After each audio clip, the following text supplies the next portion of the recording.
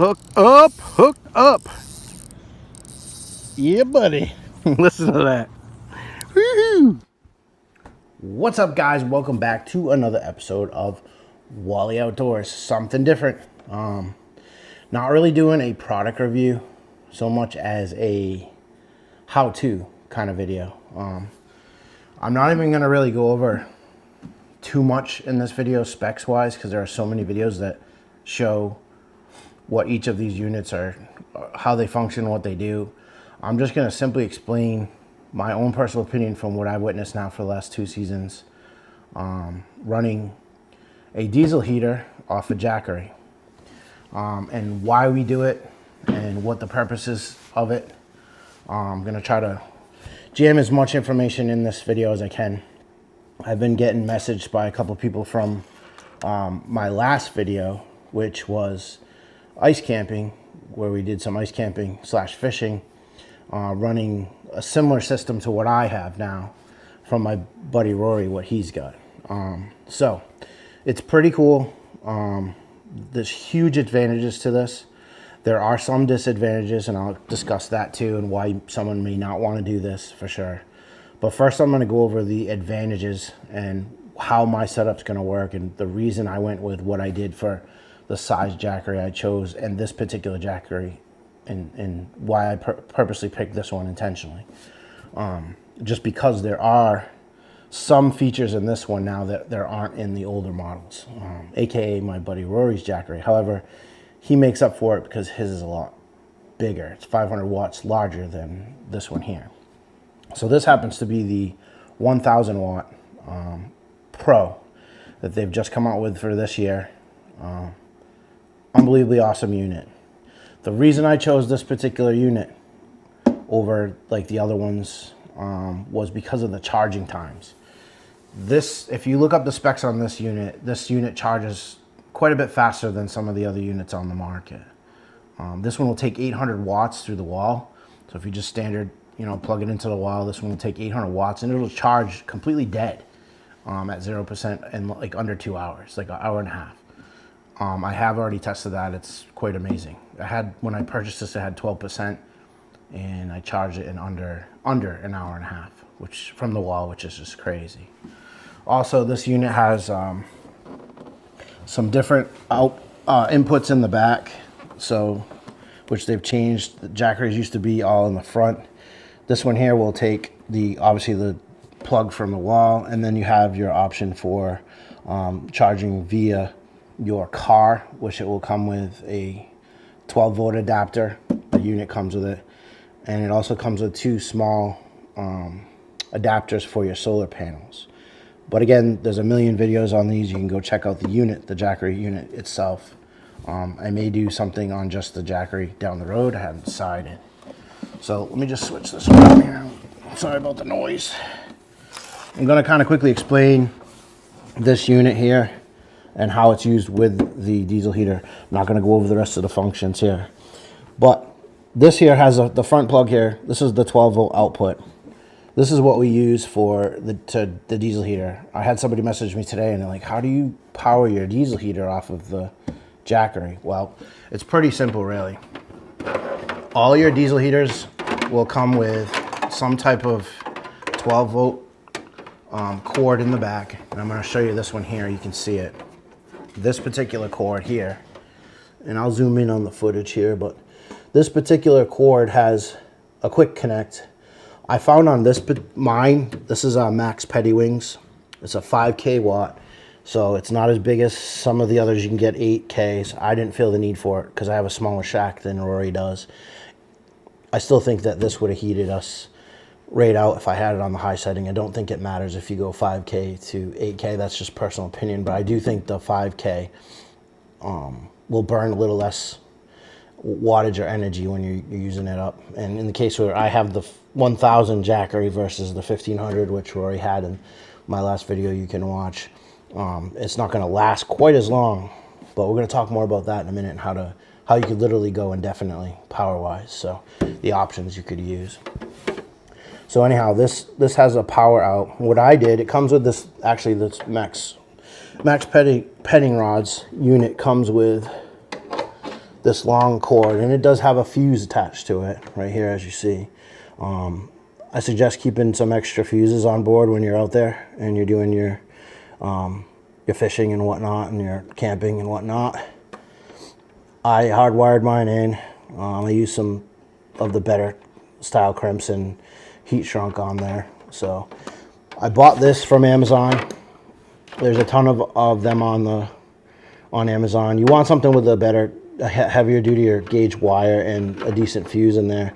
So it's kind of overkill. I got a fuse here in the 12-volt adapter, and I also have a fuse that it came with, the unit came with itself. So it's probably overkill. I probably don't need this one here. But like I said, it's good to keep fuses on board for both of these. The fuse on these, I believe, just you unscrew here, and then you could drop a fuse in if that ever blew. So I don't foresee that happening, but you just never know. Maybe inclement weather or something like that if the unit's outside. So that's how you connect it to the Jackery. It'll plug right in the front of your Jackery, and everybody's Jackery is going to be the same. There'll be a switch here you have to turn on that will give power to the unit. Pretty self-explanatory. I'm not going to go over the unit itself and how that powers up and all that, because every one of those is different.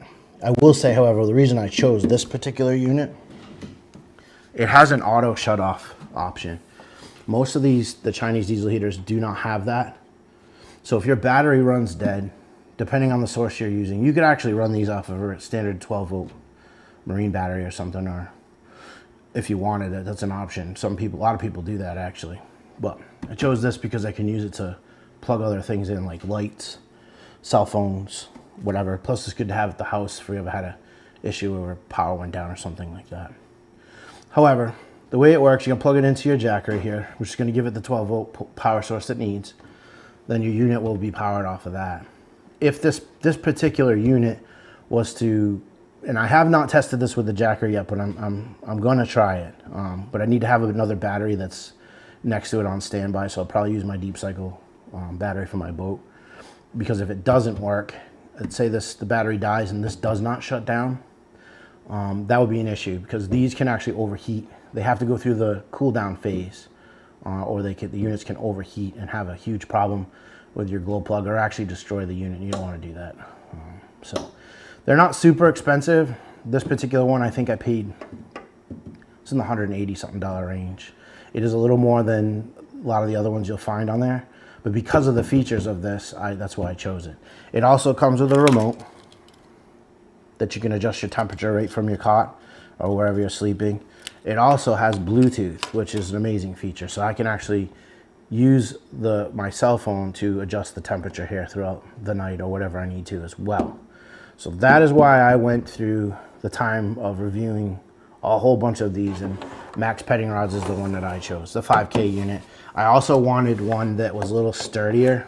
I really like Rory's unit. It's been really good to us. So far it hasn't been a problem, but I could see potentially in some high wind situations where his unit being a little taller and skinnier could potentially blow over. We haven't seen that yet, but we really haven't dealt with those kind of windy conditions yet either.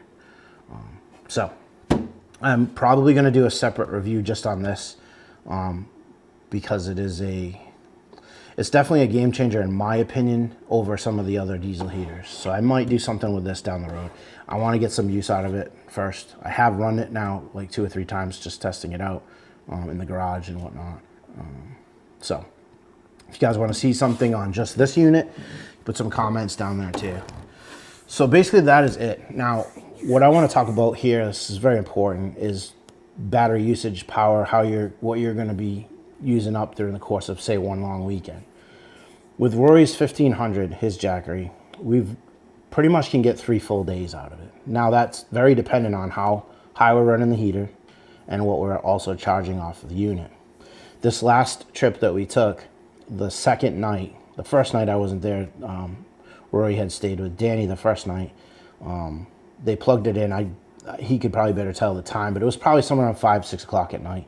They plugged it in, and it literally ran from 5 or 6 o'clock on Friday night till about noontime, or probably later on Sunday. So that's how long his actual diesel heater and Jackery ran without shutting it off. The reason I bring that up, when you power these units on, This is going to take the most power on startup that it will the entire time it's running. It pulls a lot of watts to get the glow plug going, get the fan running, and get it up to temperature when you first start them up. If you shut them off during the day and then restart, it's going to burn a lot more juice during the course of the time you're out there. There are ways to not have to worry about that. I'm going to get into that here now too. The Jackery itself has those charging options that I talked about.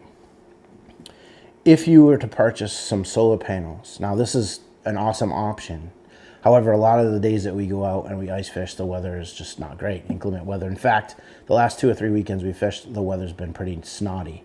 And some of the places that we're fishing up here in the mountains, this one particular place we fished the last 2 or 3 weekends, it snows like every day. It's got its own climate, its own temperature, its own weather system up there on the mountain. So charging this off of solar panels, if you're going to be there just for like 3 days, would probably be difficult if you have inclement weather.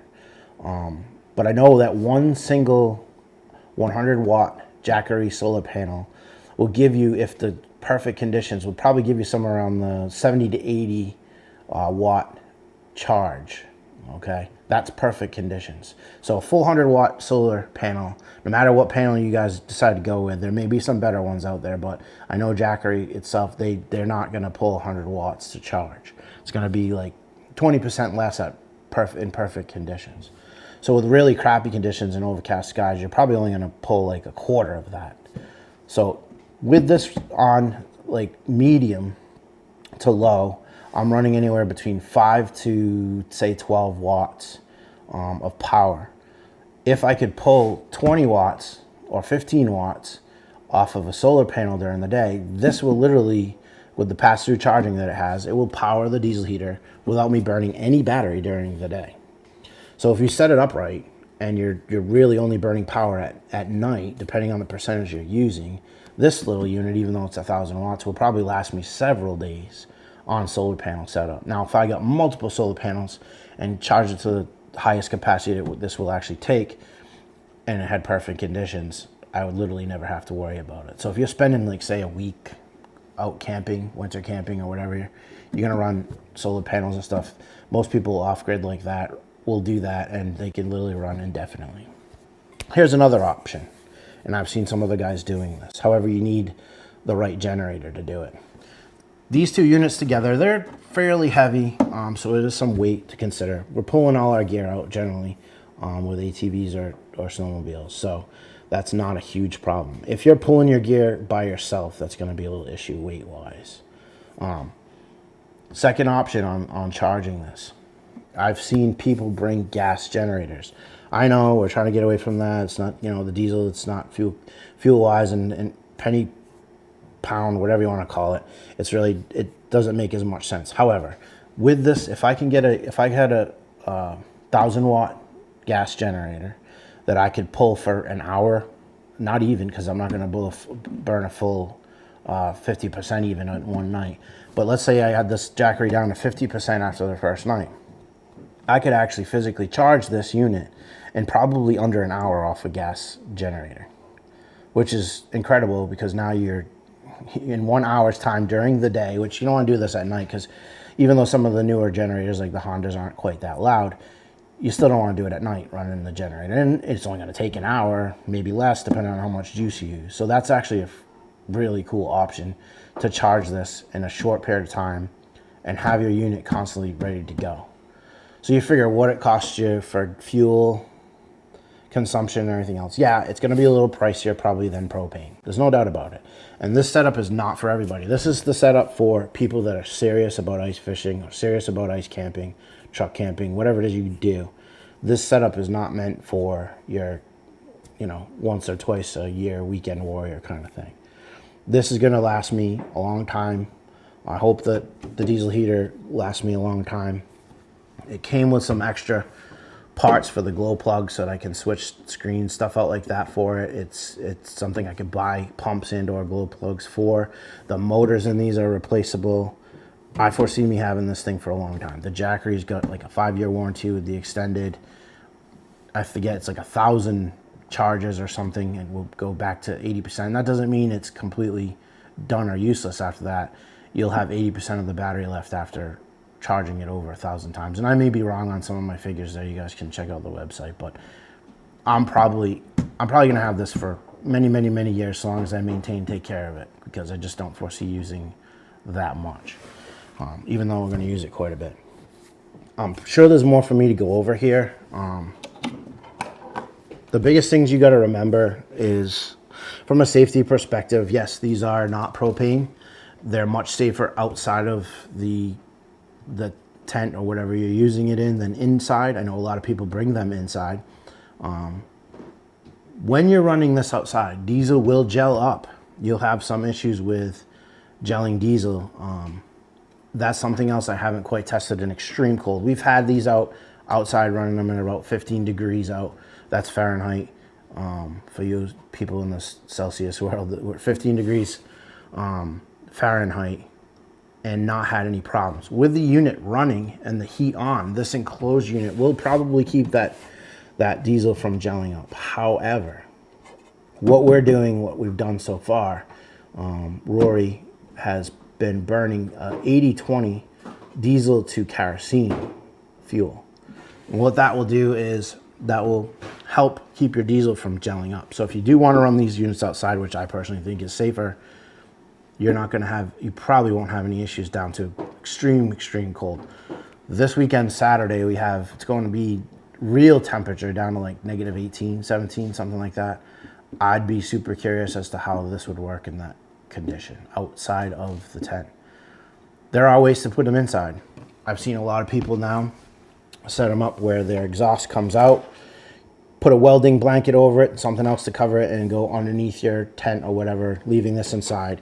What's nice about that, doing that, is it's going to recycle the air that this takes in is already going to be warmer than the outside air. So it's recirculating the inside air from your tent. So that should keep this from running as hard, and or you're not going to have to, crank the temperature probably as much, be more efficient as well. So that's just something else to think about. I know there's more I can cover in this video. I'm just trying to think of other things. I didn't make a list because I figured I could cover most of it just with my thoughts and what I've experienced so far. I am not a professional at this. I'm just going off of my 2 years now experience with what I've seen, what I've chose. If you guys have questions about any of the units and whatever, I'll try to answer them. But I will say, like I said, you won't find very many videos on this on YouTube. That is why I think I'm going to do a separate video just on this unit. However, Jackery, you're going to see a gazillion videos on. So you can check Jackery's videos out by so many people that have actually done reviews on them. I will do a review if I'm asked to in the future, but right now I just don't think that there's a complete need for it. So yeah. There's a little learning curve to all these. They all run slightly different. You're going to find that depending on the unit you buy.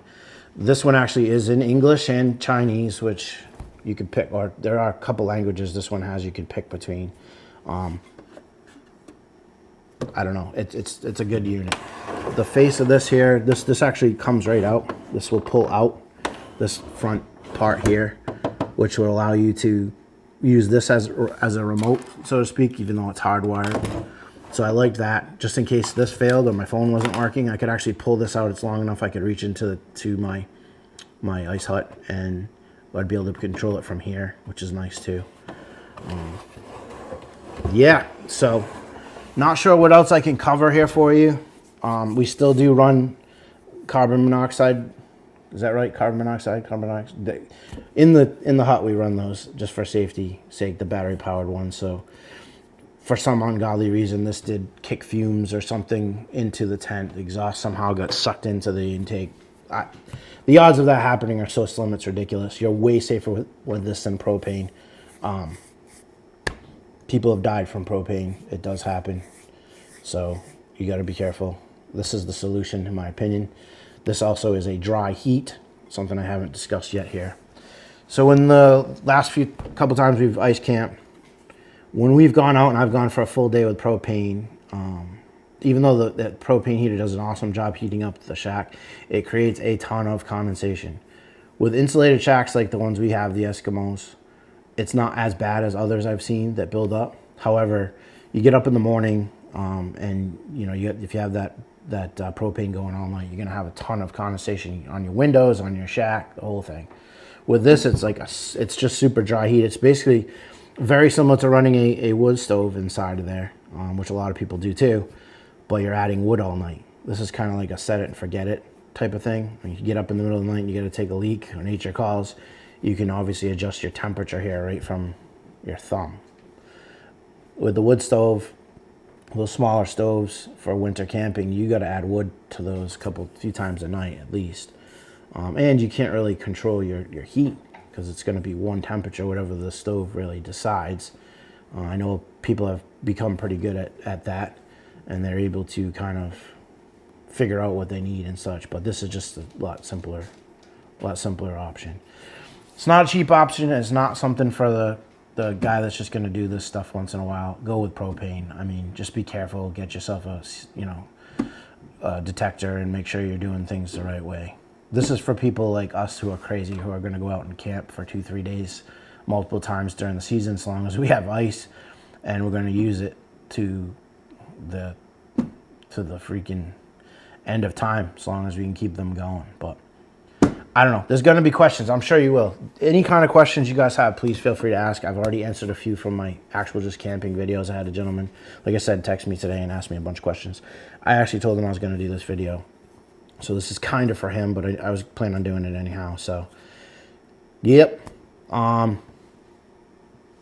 I will cover one more thing. Rory has his setup, so where his heat coming out is going up through a window. What he did was he got a welding blanket, traced the welding blanket out, and popped a hole through the middle of the welding blanket inside of one of the windows in the shack. So he basically took the plastic window out and replaced that with a welding blanket window with a hole in the center, so that the pipe that comes up can go through to the window. If you watch our last video, you'll actually see that he videoed that, where you can see it goes up and through. And then he just stapled some Velcro on the welding blanket to hold that in place where the window would actually normally be.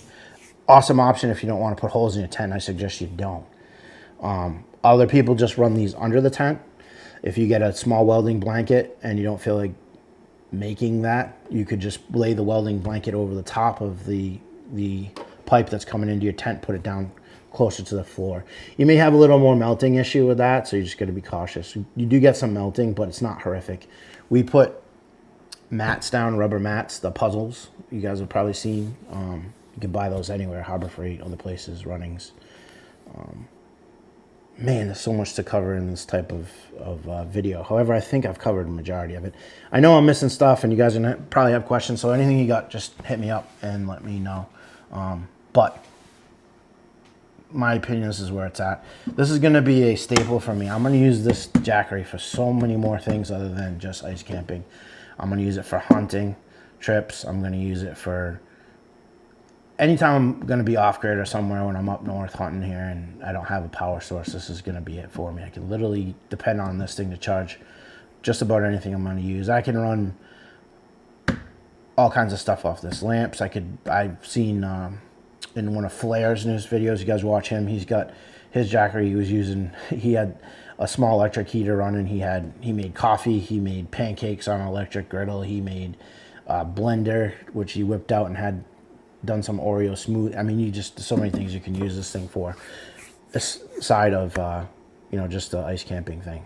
And if you get the right setup and charge this, like I've said, with either the solar panels or gas generator while you're out there, if it's not something else you don't mind, bringing out with you in the fuel, you could literally use this every day for whatever you want, running all that stuff. You didn't even need to bring a gas grill. You could run just a hot plate and whatever you need to cook your food and stuff. You could do it right off of this if you had the right setup. So unbelievably cool way to do it. It's kind of changing the world here in ice camping the last couple of years, and it's really just starting to kind of catch on in the last year. So that's why I figured I'd do this video, hoping this one is gonna help a lot of people out. If you have not subscribed, I have 89% of my watchers are not subscribed to my videos. If you like this, okay, if you like this video, if you hate it, fine, I understand. You don't have to like it. You don't have to continue to watch. If you don't like fishing, hunting, or any outdoor stuff, I get it. You don't have to subscribe. But it does help I'm over the 1K. I just need those watch hours now. A couple of pennies for gas to get back and forth. People doing YouTube now are not making tons of money starting off like me. It's literally just to put a couple gallons of gas in my truck, because we all know how expensive that is right now. However, if you guys don't mind hitting that subscribe button, I appreciate it. So, yeah, like I said, hit the like button, subscribe. For now, I'll catch you on the next one. Take care, guys. Well, I'm heading down the lake so I can get some bass. Calling in to work and they can kiss my hat. I don't even care what they say to me. I'm backing up my truck and I'll be there by 3. Good Lord knows it is getting to me. Yeah, I'm packing up my truck and I'll be there by 3. Yeah. I don't even care if I catch a bluegill, just something.